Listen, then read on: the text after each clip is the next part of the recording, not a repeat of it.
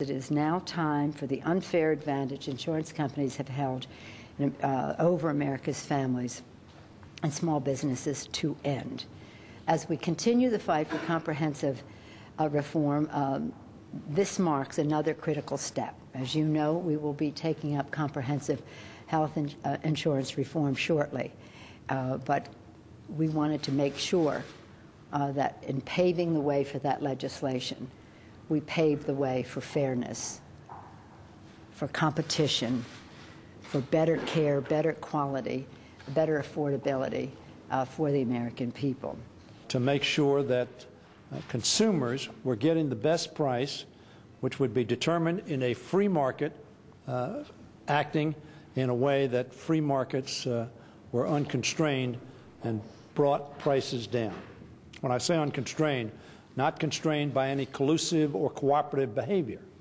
That's what antitrust is all about. We believe in a free market. We believe in competition. But we know that if we do not preclude people from colluding, that prices will be improperly higher than they ought to be.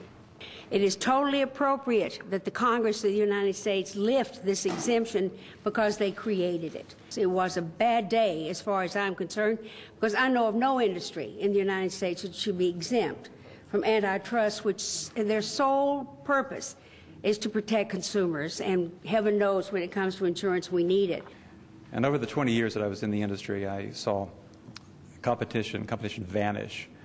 We've seen so many mergers and acquisitions over the years that the industry now is dominated by a cartel of about 7 very large health insurance companies, all of them for profit. So the landscape has changed remarkably in the time that I was in the industry.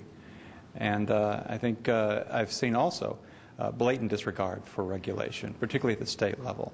Insurance companies recognize that in many states the insurance departments are not resourced adequately. So there's a blatant disregard for regulation.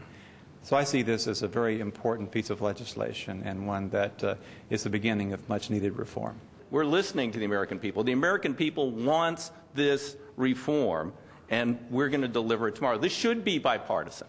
I cannot understand how any Republican who's advocating national plans and advocating for free market solutions could be against allowing the free market to work by stopping collusion among these multi-state, multinational companies that are derogatory to the interests of consumers.